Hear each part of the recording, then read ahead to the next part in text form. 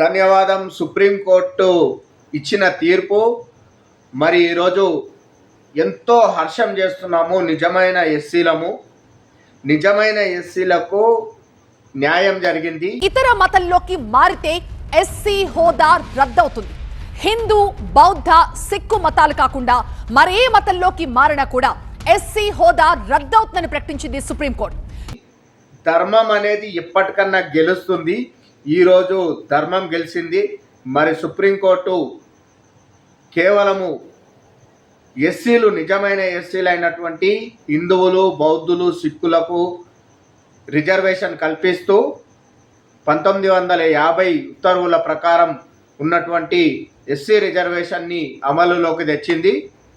అయితే ఎవరైతే క్రైస్తవ మతం తీసుకున్న కన్వర్టెడ్ క్రిస్టియన్ ఉన్నారో వాళ్ళు ఈ రోజు నుంచి ఎస్సీలోకి రారు. అది సుప్రీంకోర్టు మనకు ఉత్తర్వులు జారీ చేస్తూ సుప్రీంకోర్టు ఆర్డర్ ఇవ్వడం జరిగింది.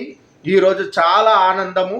ఎందుకంటే ఎన్నో ఏళ్ల నుంచి ఉద్యమం చేస్తూ ఎస్సీ రిజర్వేషన్లు కేవలము హిందువులైనటువంటి వాళ్ళకే ఇవ్వాలని చెప్పి ఎన్నో రోజుల నుంచి ఉద్యమం చేస్తున్నాము. ఈ ఉద్యమంలో తెలుగు రాష్ట్రాలలో ప్రప్రథమంగా ఉద్యమించిన వాళ్ళలో నేను మొట్టమొదటిసారిగా ఉండడము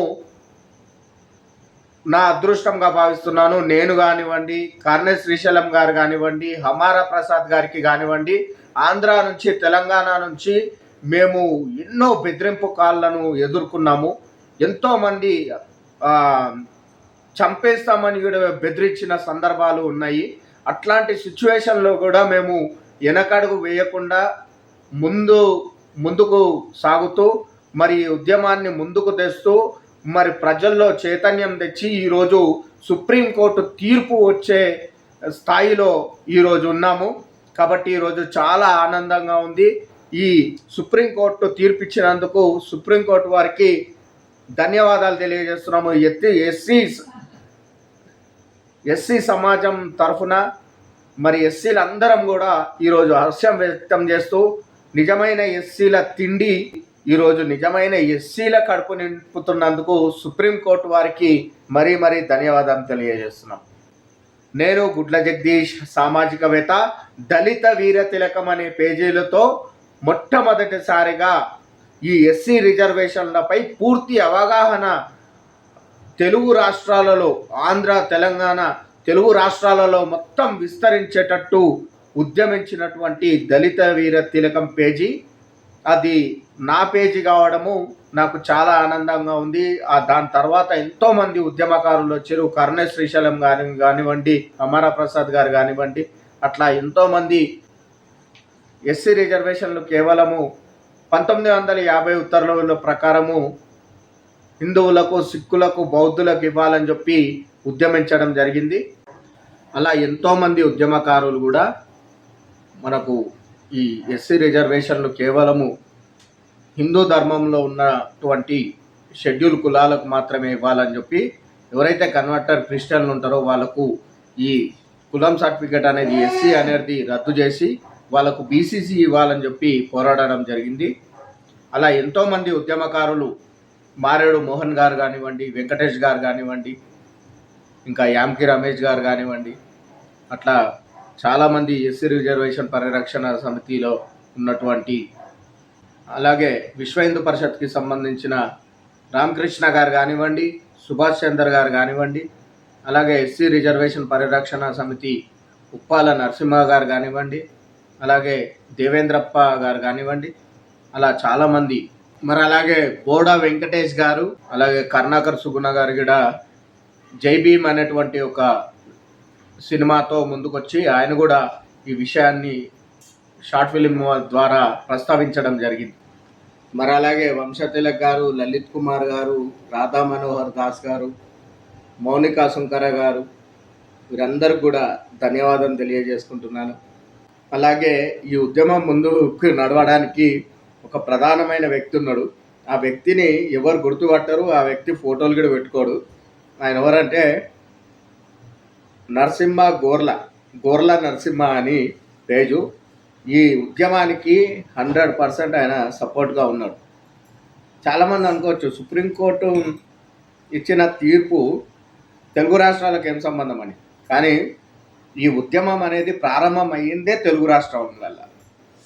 అలాగే అమీర్పేట అంజీ మాదిగ అలా చాలామంది మిత్రులు ఉద్యమకారులు సపోర్ట్ చేయడం వల్ల ఈ ఉద్యమం అనేది ఉర్రూతలివి.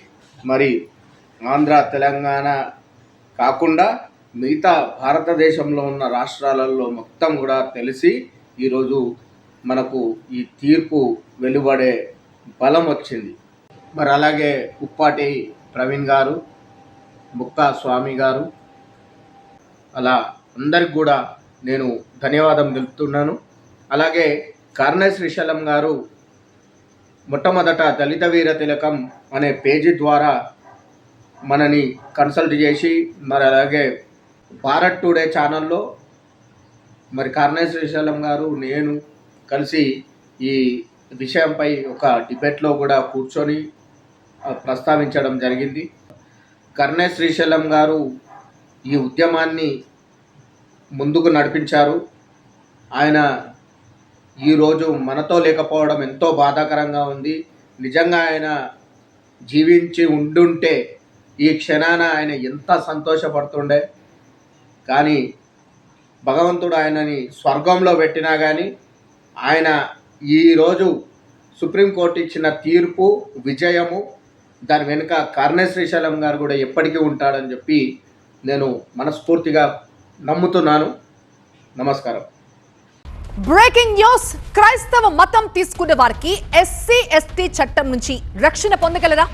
ఈ విషయంపై సుప్రీంకోర్టు ఇవాళ సంచలన తీర్పునిచ్చింది. ఆ తీర్పు ఏం చెప్తారు డీటెయిల్గా చూద్దాం. మత మార్పిళ్లపై సుప్రీంకోర్టు కీలక తీర్పు ఇది. ఇతర మతంలోకి మారితే ఎస్సీ హోదా రద్దవుతుంది. హిందూ, బౌద్ధ, సిక్కు మతాలు కాకుండా మరే మతంలోకి మారినా కూడా ఎస్సీ హోదా రద్దవుతుందని ప్రకటించింది సుప్రీంకోర్టు. క్రైస్తవ మతంలోకి మారి పాస్టర్ అయిన వ్యక్తి ఎస్సీ ఎస్టీ చట్టం కింద రక్షణ పొందలేరు అని స్పష్టీకరణ చేసింది. ఏపీ హైకోర్టు తీర్పును సమర్థించింది సుప్రీంకోర్టు. కుల వ్యవస్థ క్రైస్తవ మతంలో లేదని చెప్పింది హైకోర్టు. మతం మార్చుకున్న వెంటనే ఎస్సీ హోదా రద్దవుతుందని తేల్చేసింది సుప్రీంకోర్టు. రాజ్యాంగంలో షెడ్యూల్డ్ కులాలకి సంబంధించిన ఆర్డర్ 1950 ప్రకారం హిందూ, సిక్కు, బౌద్ధ మతాలు తప్ప మరే మతంలో ఉన్నవారు ఎస్సీ సభ్యులు కాలేరు. మతం మార్చుకున్న వెంటనే ఎస్సీ హోదా రద్దవుతుందని సుప్రీం స్పష్టం చేసింది.